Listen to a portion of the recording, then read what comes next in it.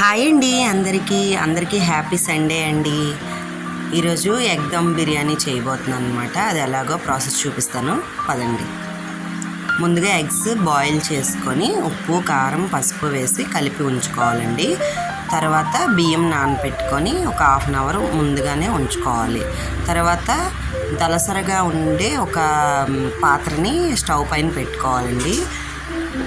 1.5 litre water వేసుకొని అందులో whole garam masala ఒక 2 స్పూన్స్,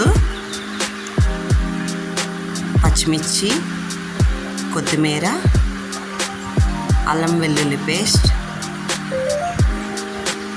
రోజ్ పెటల్స్ ఉంటే కొంచెం వేసుకుంటే ఫ్లేవర్ బాగుంటుంది. కొంచెం ఆయిల్ అన్నం అంటుకోకుండా ఉండడానికి. ఉప్పు వేసుకోవాలండి. ఉప్పు మాత్రం కొంచెం వాటర్ ఉప్పుగా ఉండేటట్టే వేసుకోవాలి. తర్వాత మరుగుతున్న వాటర్లో నానబెట్టుకున్న రైస్ని వేసుకొని కొంచెం బాయిల్ చేసుకోవాలన్నమాట. 80% బాయిల్ చేసుకుంటే బాగుంటుంది. ఈలోగా నేను కుంకుమ పువ్వు వాటర్ రెడీ చేసుకొని ఉంచాను అనమాట. కుంకుమ పువ్వు వాటర్ అంటే ఇంకేం లేదండి. కుంకుమ పువ్వులో కొంచెం పాలు వేసుకుంటే కలర్ కోసం అనమాట.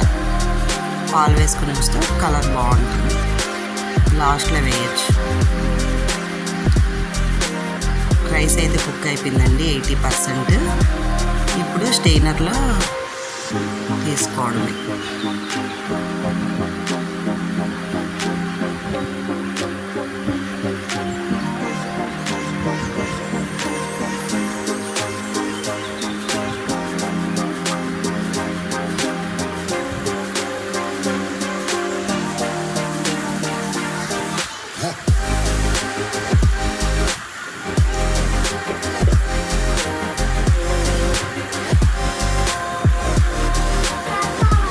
ఎందులో అయితే మనం రైస్ వండుకున్నామో అందులోనే కొంచెం ఆయిల్, హోల్ గరం మసాలా సామాన్లు, ఇంకా 2 ఉల్లిపాయలు సన్నగా తరుక్కుని వేసుకోవాలన్నమాట.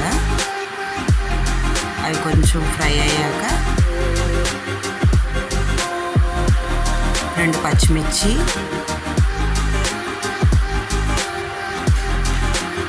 అల్లం వెల్లుల్లి పేస్ట్, ఇవి కొంచెం వేగాక 2 టమాటోస్ని సన్నగా తరుక్కొని వేయాలన్నమాట.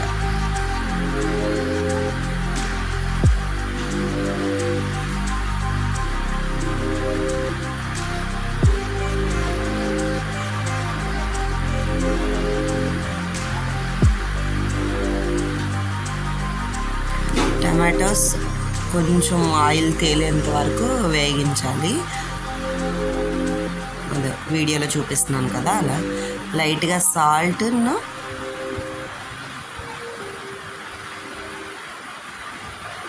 కారం, ధనియాల పొడి, బిర్యానీ మసాలా,